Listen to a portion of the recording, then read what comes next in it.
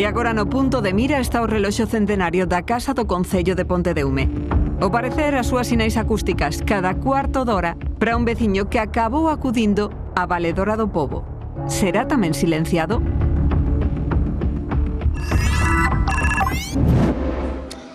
E o que nos queda por ver se vai ser silenciado ou non este reloxo histórico da Casa Consistorial de Pontedeume, porque o veciño nun primeiro momento emitiu un escrito ao Concello pedindo que silenciasen este reloxo, máis ben a campá que está conectada a este reloxo. O Concello dixo que iso non era posible, así que despois acudiu a Valedora do Pobo, que tamén emitiu un escrito pedindo ao Concello que silenciase as badaladas durante as horas nocturnas. O Concello fixo un informe no que dixo que iso era imposible, porque iso alterar o mecanismo actual do reloxo, alteraría tamén o seu valor patrimonial. Entón a Valedora do Pobo pide ao Concello que realice unhas medicións dos decibeles para determinar se está por riba ou por debaixo do que sería recomendable para a saúde.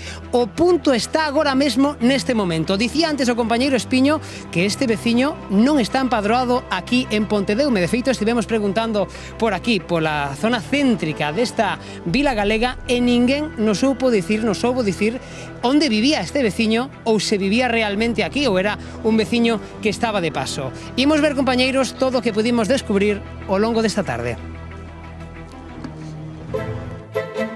Ti és aquí de Pontedeume? Sí.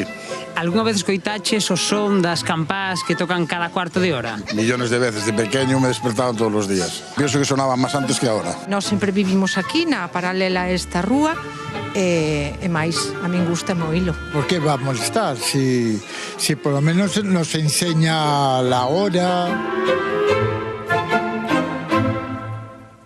Alcalde, estamos aquí nesta sala da maquinaria do reloxo. Este reloxo é histórico, non? Pois sí, este reloxo que xa ten máis de 5 décadas, entre 60 e 70 anos, e é o reloxo que temos na actualidade, pero bueno, esa campá que en principio a que será esta discordia leva funcionando dende o século XVII. Porque que foi o que pasou? De repente a vos chegabas un escrito dun veciño que se queixa do son do reloxo polas noites. Efectivamente, nos solicita que se apague esa campá durante a noite, se explica que non pode ser e, bueno, recurre a Valedora do Pobo, que nos remite varios escritos solicitando que se adoten medidas para paralizar o funcionamento do reloxo durante a noite, que é imposible polas características técnicas do reloxo. Entendo que o reloxo perdería a categoría de histórico, non? Sería unha modificación que faría que perdese o seu valor artístico, e entón o que pide a Valedora é que haxa medicións de son.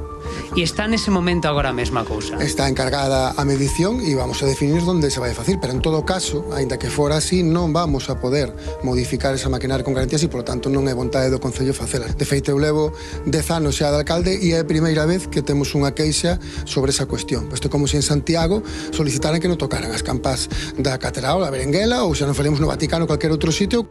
Compañeiros, saímos da sala do reloxo, pero realmente o que lle molesta ao veciño é a campá que está xusto aquí arriba. Que opinas do son que fai o reloxo a campá? A mí me parece bien, al que le parezca mal tiene dos problemas. Está demasiado pendente a outras cousas. Queren acabar con todo, pouco que temos, queren acabar con todo.